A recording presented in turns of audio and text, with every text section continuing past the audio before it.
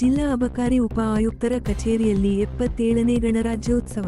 ಕೋಲಾರ ನಗರದ ಹಳೆ ಡಿಸಿ ಕಚೇರಿ ಬಳಿ ಇರುವ ಜಿಲ್ಲಾ ಅಬಕಾರಿ ಉಪ ಆಯುಕ್ತರ ಕಚೇರಿಯಲ್ಲಿ ಸೋಮವಾರದಂದು ಬೆಳಿಗ್ಗೆ ಭಾರತದ ಸ್ವಾತಂತ್ರ್ಯ ಹೋರಾಟಗಾರ ಮತ್ತು ಸಂವಿಧಾನ ಶಿಲ್ಪಿ ಡಾಕ್ಟರ್ ಬಿ.ಆರ್. ಅಂಬೇಡ್ಕರ್ ಅವರ ಭಾವಚಿತ್ರಕ್ಕೆ ಪುಷ್ಪ ಮಾಲಾರ್ಪಣೆ ಮಾಡಿ ಧ್ವಜಾರೋಹಣ ನೆರವೇರಿಸಿ ಸಿಹಿ ಹಂಚುವ ಮುಖಾಂತರ 77ನೇ ಗಣರಾಜ್ಯೋತ್ಸವ ಕಾರ್ಯಕ್ರಮ ಆಚರಣೆ ಮಾಡಿದರು.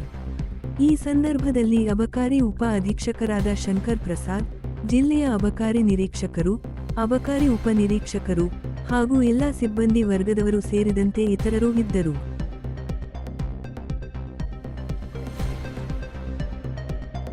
ಗಣರಾಜ್ಯೋತ್ಸವನ ನಾವೆಲ್ಲ ಆಚರಿಸ್ತಾ ಇದ್ದೀವಿ. ಅದು ಎಲ್ಲರಿಗೂ ತಮಗೆ ಗೊತ್ತಿರುವಂಥ ವಿಷಯ ಆಗಿದೆ. ಎಲ್ಲರಿಗೂ ಫಸ್ಟ್ ಆಫ್ ಆಲ್ ನಾನು ಗಣರಾಜ್ಯೋತ್ಸವಕ್ಕೆ ಶುಭಾಶಯನ ಕೋರ್ತಾ, ಇವತ್ತು ಗಣರಾಜ್ಯೋತ್ಸವ ಯಾಕೆ ಆಚರಿಸ್ತಿದ್ದೀವಿ ಅಂತ ತಮಗೆಲ್ಲರಿಗೂ ಗೊತ್ತಿರುವಂಥ ವಿಷಯ.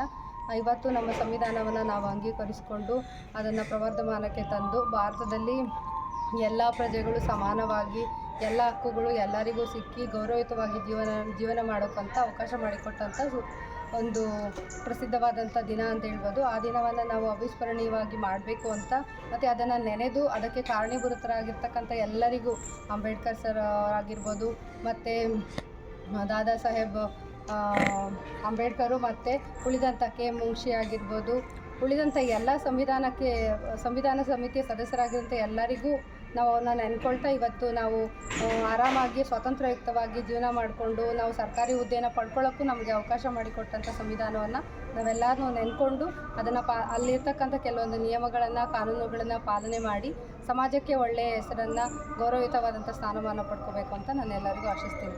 Thank you so much.